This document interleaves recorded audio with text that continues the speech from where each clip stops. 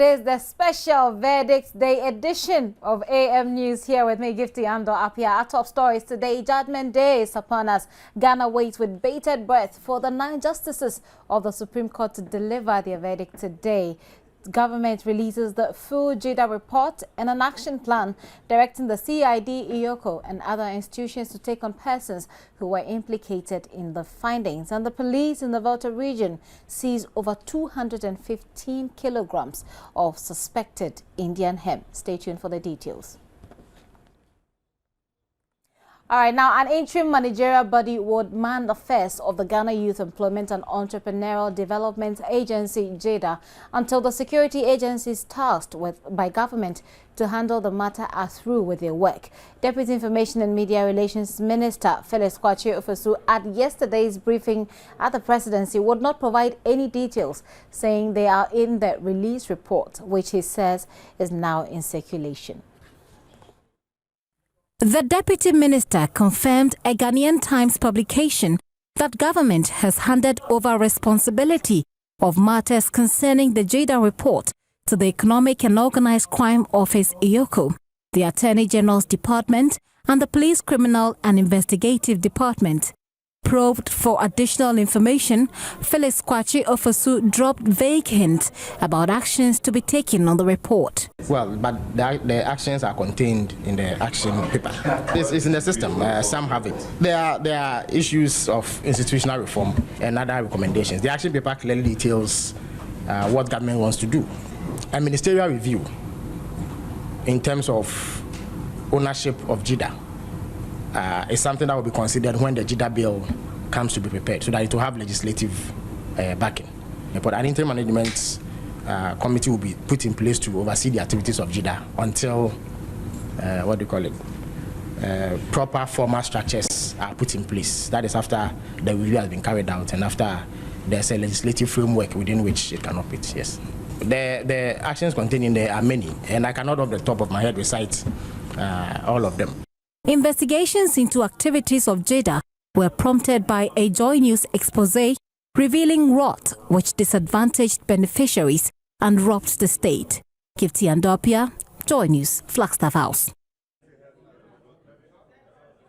The full report is actually available on myjoyonline.com in PDF downloadable format, so you can go on there and check it out, download it and look at it for yourself, and then, as the minister said, you can also make your own analysis. But over 32,000 police personnel were deployed throughout the country to ensure sanity after the Supreme Court verdicts. Now, several of them will be stationed at the Supreme Court itself, where the action will take place. As Matilda Nyakwa Dennis reports, the police were already at post last night.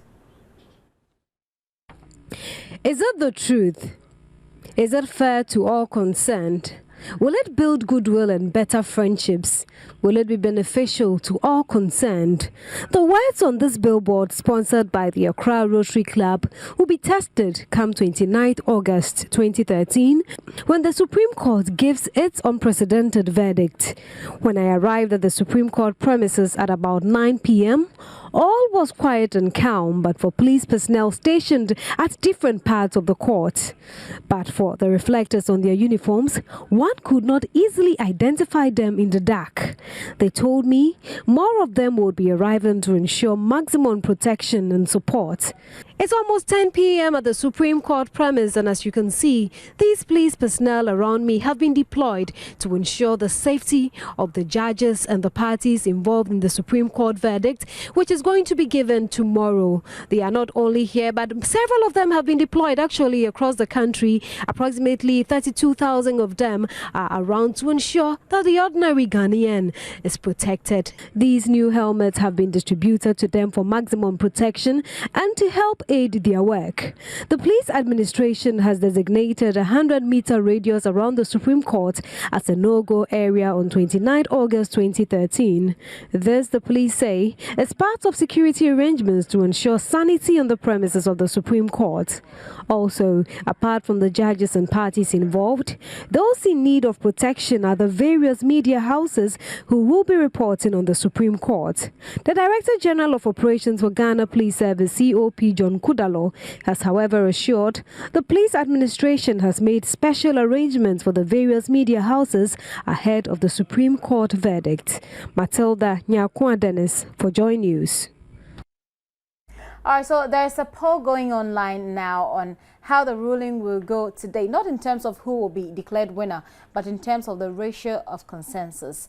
Now, as at 5 a.m. this morning, 5,419 people had given their predictions. And as I have here, 5,477 people have voted. Now, 36.8% believe that it will be a 6-3 decision, whilst only 5.44% think it will be an 8.1 ruling. All right, so if you look on my screen here, what I have is that we have 9081 7263 and 54. We had 980 votes, and that represents 17.89%. And then for the 8-1, we had 294 votes, and that represents 5.37%. 7-2, we have 1,395 votes, which is representing 25.47%. And then for 6-3, we had 2,012 votes, which represents 36.74%. And then 5-4, we had 796 votes, which represents 14.53%. So keep voting, keep telling us what you think about it until the D-Day actually comes. Go on My Joy Online and let's hear what you also think about this. Now, moving on, news. Well, we'll take a very quick break and then we'll return with some more stories. Well, it's quite surprising that people will not know about this case, but it's been 8 months of a constant barrage of legal proceedings beamed live on various television and radio stations, supported by extensive commentary. The election petition has enlightened many about what takes place at the Supreme Court and whipped up interest in the legal profession. There are others, however, who were not so tuned in.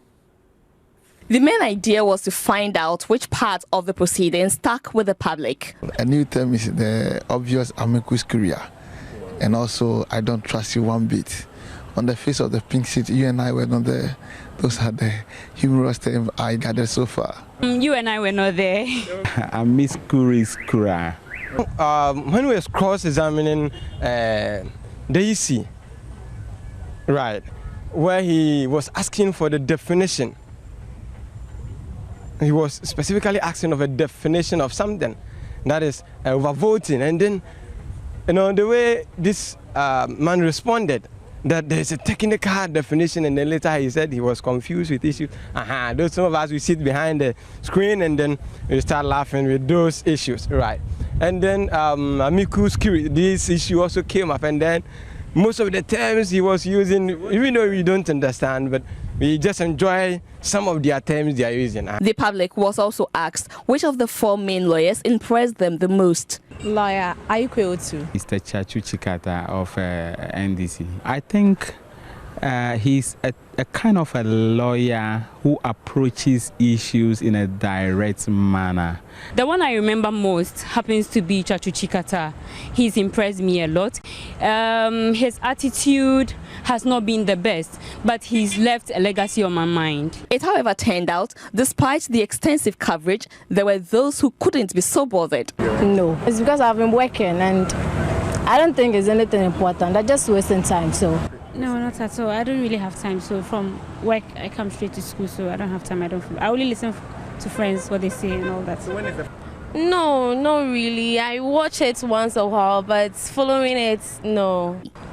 Well, I didn't follow it. I guess it will be coming in September, or I mean.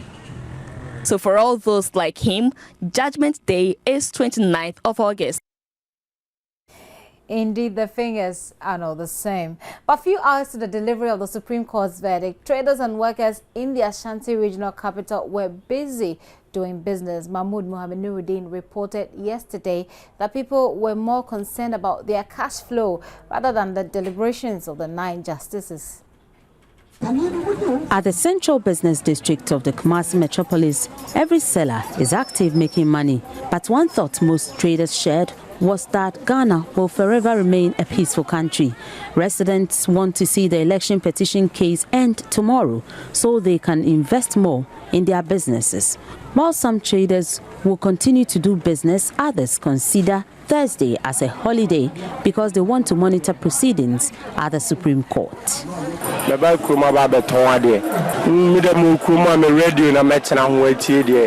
Supreme Court to Becca. A man who cried on Mutuandia one crab breeze, or Musurunti, a Chinaco, to me, and Betonade. But I made a minimum BBNC to me, a chamber Babaton Madi. No matter I'm a radio, what tea there, or Mobeca. A backroom, my Babatandia was me, so BBS, BB to me, because I saw me and I won't, me, said BB to me. It's a time my backroom, Abatandia, but I need probably a so mama.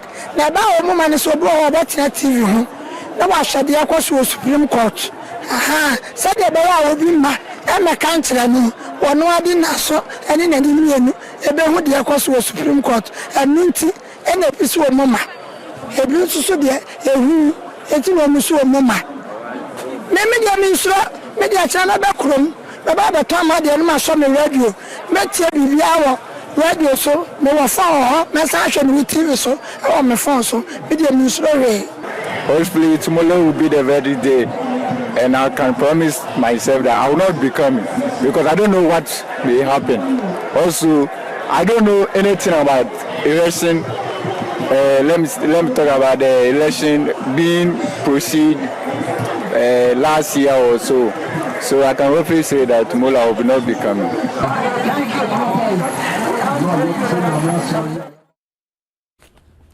A former Deputy Finance Minister, Professor George Jan Bafo, has described the alleged attempts by some government officials to leave the country before the Supreme Court verdict as unpatriotic.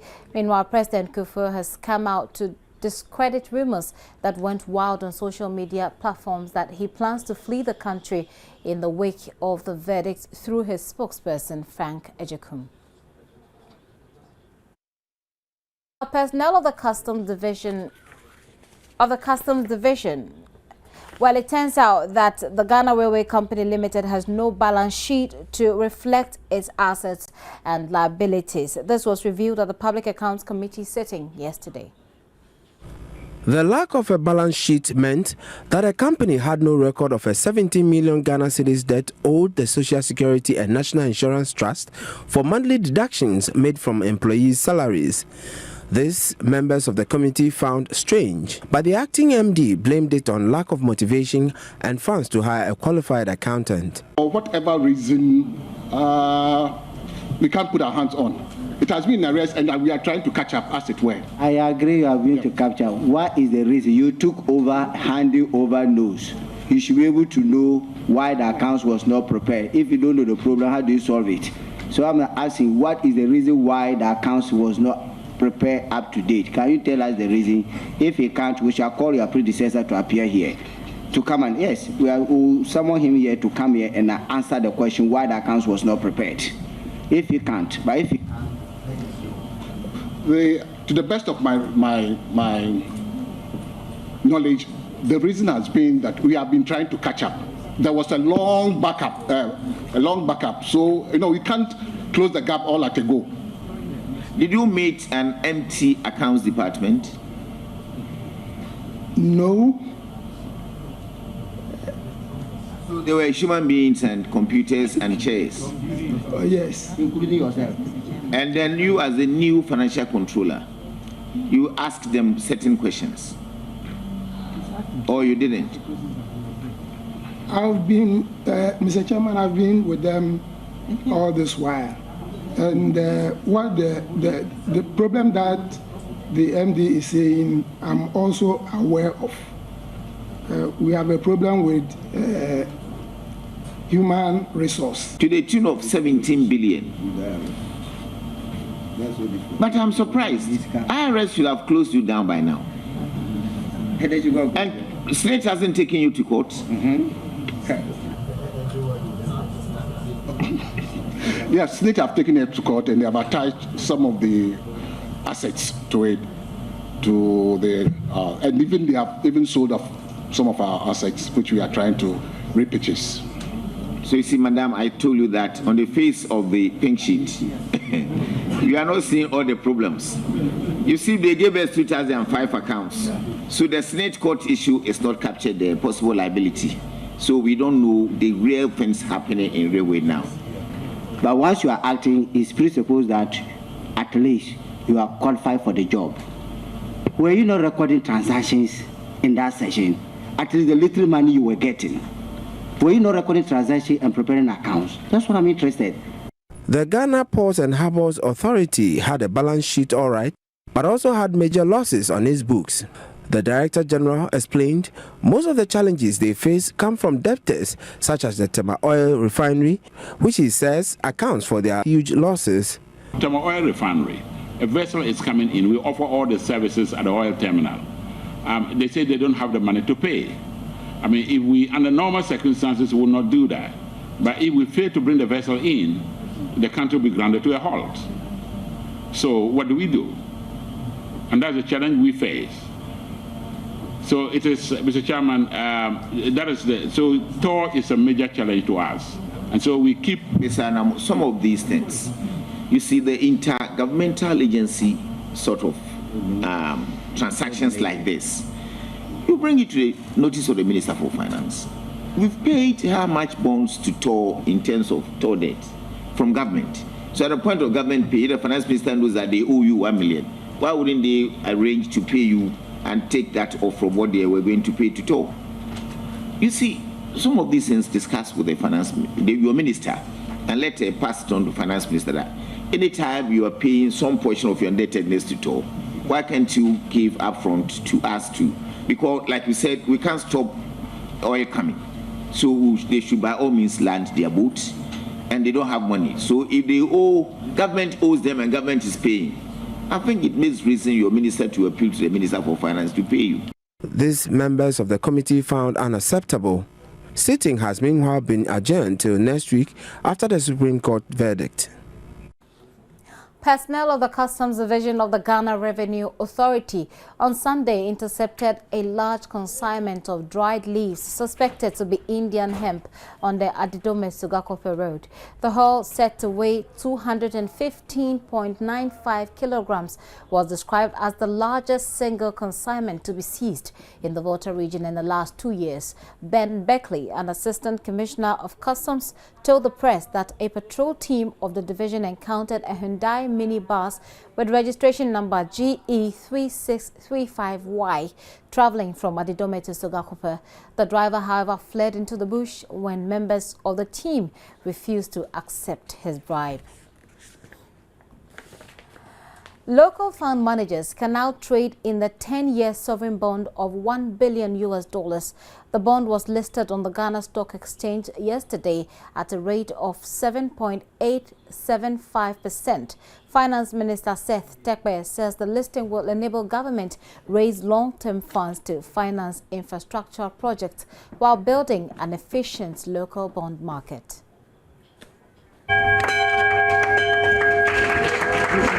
The $1 billion Eurobond is the first to be listed on the local stock market in Africa. It is, however, already trading on the Irish Stock Exchange in Dublin.